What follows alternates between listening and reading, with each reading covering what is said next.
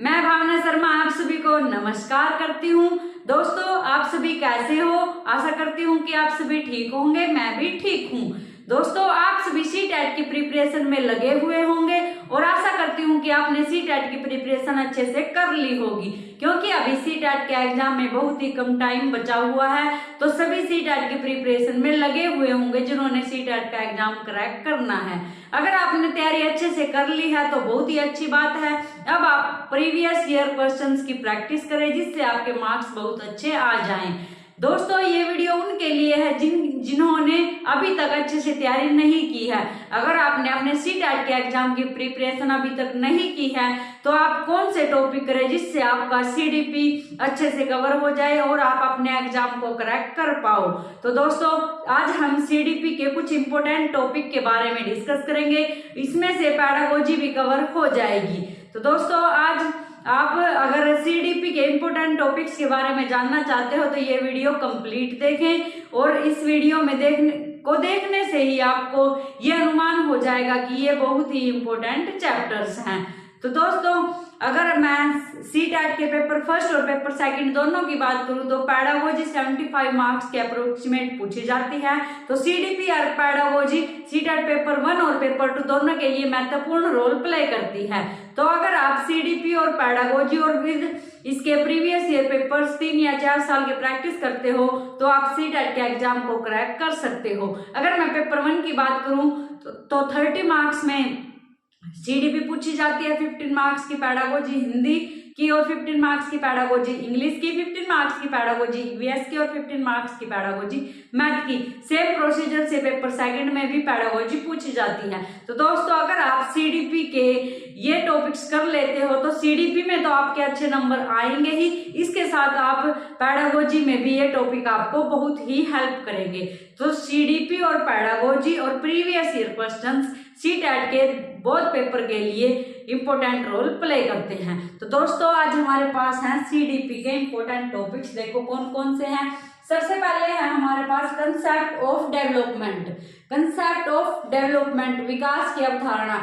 ये तो CDP का मोस्ट इंपोर्टेंट टॉपिक है। पेपर 1 की बात करें या पेपर 2 की बात करें, इसमें आपको क्या क्या करना है, विकास के बारे में जानना है। वृद्धि और विकास में क्या डिफरेंस है, वृद्धि क्या है, विकास क्या है, विकास के सिद्धांत कौन कौन से हैं और विकास की अवस्थाएं कितनी हैं और इन्वायरमेंट और हेरिडिटी का विकास पर क्या प्रभाव पड़ता है, ये सभी इसमें आपको टॉपिक कवर कर लेने हैं। तो ये मोस्ट इंपोर्टेंट टॉपिक है। हेरिडिटी और इन्वायरमेंट से भी हमेशा क्वेश्चन पूछे जाते हैं। तो विकास की अवधारणा के अंतर्गत आपको विकास के सिद्धांत और ये सभी टॉपिक कर लेने हैं जो मैंने अभी बताए हैं।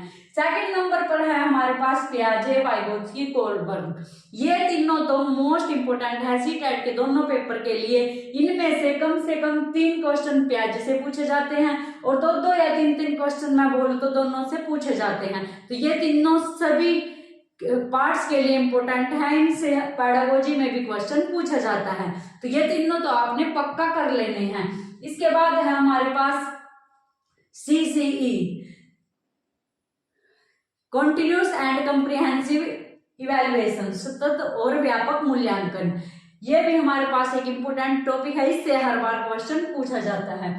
RT एक्ट 2005, RT एक्ट 2005 एक मोस्ट इंपोर्टेंट टॉपिक, ये सदा से ही मोस्ट इंपोर्टेंट है क्योंकि ये ऐसे टॉपिक है जिनमें दोनों पेपर में क्वेश्चन पूछे जाते हैं। इसके बाद है हमारे पास नेशनल करिकुलम फ्रेमवर्क 2005, NCP 2005। ये भी एक इम्पोर्टेंट टॉपिक है। इसमें जो बातें बताई गई हैं, इसकी राष्ट्रीय पाठ्यचर्या रूपरेखा 2005 में जो 5 बातें बताई गई हैं वो मोस्ट इम्पोर्टेंट है। वो क्वेश्चन के आंसरों में आपको डायरेक्ट देखने को मिलेंगी।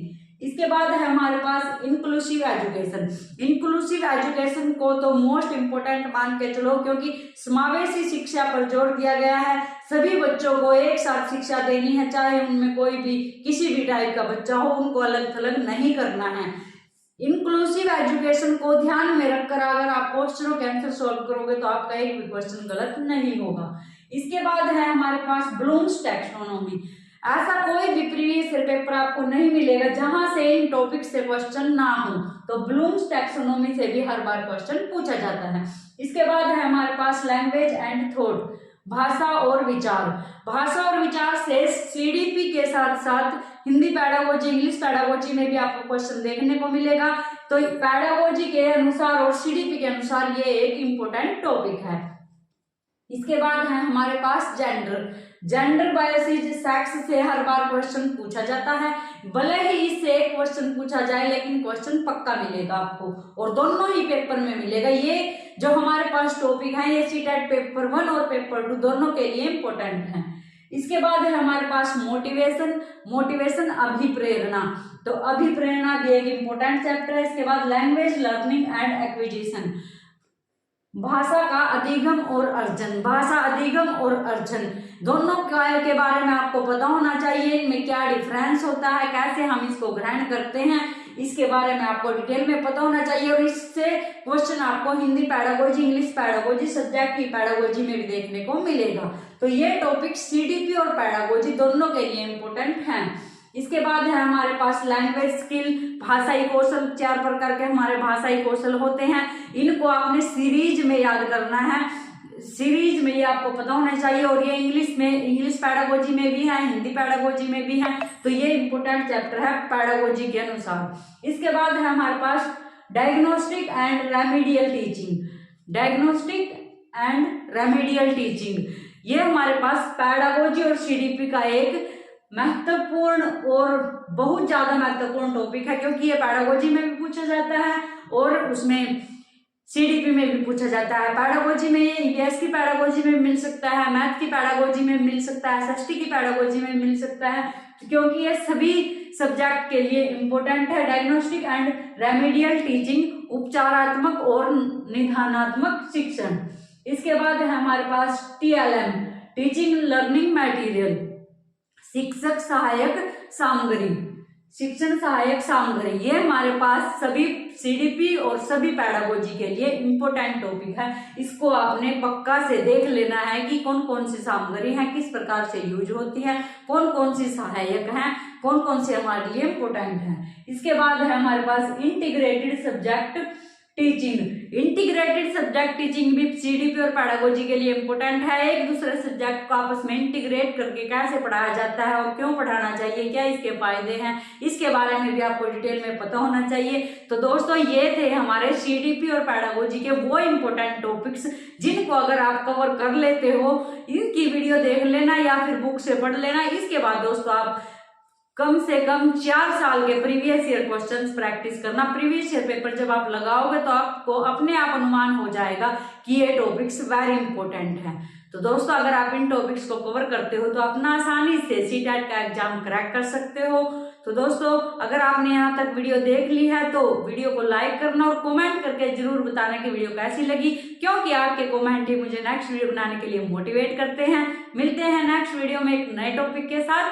Thank you.